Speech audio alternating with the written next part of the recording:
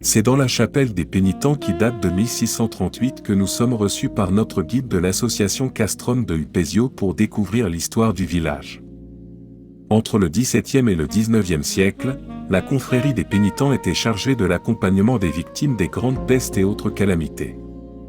En 1920, le conseil municipal de l'époque décide de sa démolition. Mais il faudra attendre plusieurs décennies pour que cette ruine soit réhabilitée dans le cadre d'une opération nationale des monuments historiques. En 1992, la municipalité rachète la ruine pour y réaliser un espace culturel. Inauguré en 1994, il permettra l'organisation de nombreuses manifestations. Aujourd'hui, nous y découvrons un musée avec notamment la restauration du mécanisme de l'horloge du village ainsi que de nombreuses pièces relatant l'histoire de la commune. Suivons notre guide pour aller découvrir un pigeonnier à un moment promis à la destruction. Racheté et restauré par la commune avec du gypse local cuit in situ, ce pigeonnier provençal typique était souvent utilisé pour l'élevage de pigeons. Il était un signe de richesse jusqu'à la Révolution, souvent réservé aux vassaux du seigneur local. Le pigeonnier était conçu pour protéger les oiseaux des intempéries et des prédateurs. Il était construit avec une toiture en un seul versant appelée à col de manteau relevé et des trous d'aération. Les murs intérieurs étaient creusés de boulins où nichaient les pigeons et les colombes. Les puits du village ont été longtemps la seule source d'approvisionnement en eau avec les sources. Les habitants honoraient les puits bâtis par les maçons habiles et respectueux de la belle ouvrage. Poursuivons notre visite avec l'église paroissiale du village Notre-Dame de Bellevue. La voilà, fortement ancrée sur un affleurement de Marne, située au sud de la commune. Son origine remonte au XIVe siècle mais elle fut reconstruite au XVIIe siècle. La façade ouest est massive avec un portail en arc cintré assemblé avec des claveaux non moulurés. Cette église étonne par ses proportions avec ses épais contreforts et la base de son clocher qui lui procure sa dimension aérienne avec sa flèche. Entrons, la nef comporte 4 travées voûtées en berceau d'une dimension de 23 mètres sur 7 m 50. Elle se termine par un chœur carré en voûte en berceau brisé. Le sol de l'église est composé d'un pavement de dalles schisteuses noires et des tommettes en briques. La présence d'autels et de tableaux dans les chapelles latérales dont certaines ont été détruites ou déplacées atteste de la ferveur catholique au XVIIe et XVIIIe siècle.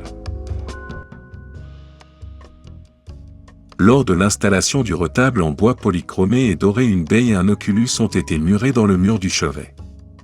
Les armoiries de Jacques-Marie de Carita de Condorcet, évêque de Gap 1741-1754 sont peintes sur les côtés du retable.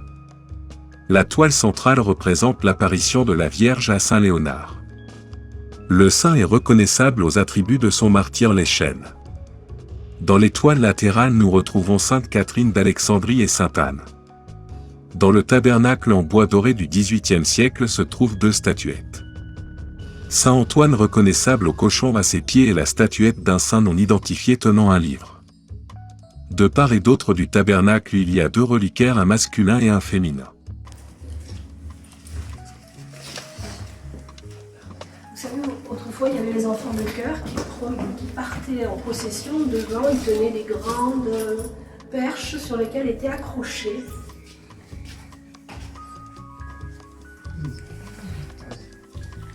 des parements d'or et d'argent. C'était impressionnant la beauté des sculptures. Donc tout ça, les monuments de France, ils les ont restaurés. Bon, là, il y en a 2 comme ça. Ensuite, venait la tenue du curé, selon les occasions.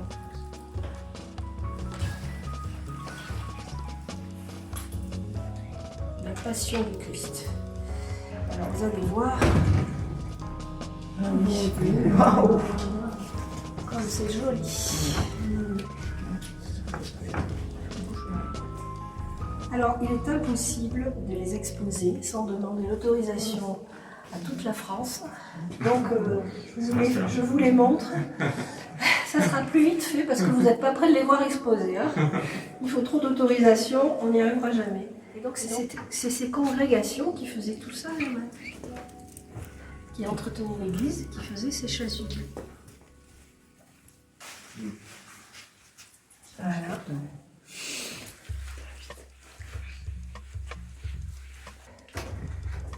La liturgie la messe ordinaire, et le violet pour la veine et le carême.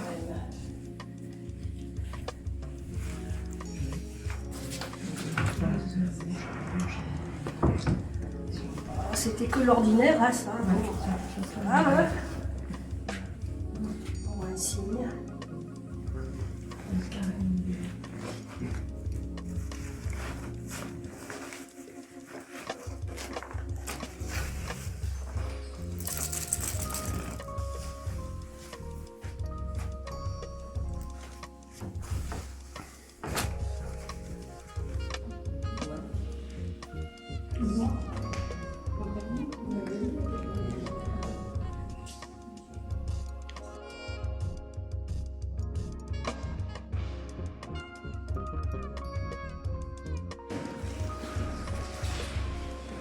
C'est un tableau qui est connu aussi depuis le Moyen-Âge. C'est la Vierge qui donne les rosaires à Saint-Antoine, non, à Saint-Dominique et à Sainte-Catherine. J'ai visé les campagnes. Et autour, comme à l'époque du Moyen-Âge, on ne savait pas lire ni écrire, vous avez la vie du Christ. Donc une quinzaine de tableaux qui expliquent sa vie. C'est un très très beau tableau qui a été restauré aussi. C'était le patron de l'église. Une pierre qui vient de Guillestre, le marbre de Guillestre. Et c'est un des rares à avoir conservé sa couverture, sa toiture et son décor intérieur. Projetons-nous un instant dans le passé du village. Comment un village qui comptait plus de 2000 habitants au XVe siècle s'est retrouvé dans les années 60 avec 12 habitants? La dureté de la vie paysanne, les aléas climatiques, l'épidémie de phylloxéra, le moindre intérêt pour le travail agricole en seront principalement la cause. Au début du XXe siècle, la guerre de 14-18, l'attrait des villes environnantes, le déclin de l'artisanat rural va sceller le sort du PEX. Le départ de la population ne va pas permettre l'entretien du village qui petit à petit va compter plus de ruines que d'habitants. Les maisons sont à vendre pour souvent une bouchée de pain. Dans les années 70, un maire dynamique, Lucien Roche, se lance avec son équipe municipale dans la reconstruction du village tout en gardant une authenticité provençale. La commune rachète les ruines, refait le cadastre, enfouit les lignes électriques. Le projet mettra 30 ans pour être finalisé. Mais en 1989, une nouvelle équipe municipale entreprend l'accélération de la restauration du village. Tour de l'église, porche du château, chapelle des pénitents, pigeonnier, fontaine, Chaorus, avec comme objectif de terminer cela pour l'an 2000. Mission accomplie grâce à la volonté des Upexois et Upexoises qui peuvent être fiers de vivre dans un des plus beaux villages des Alpes du Sud.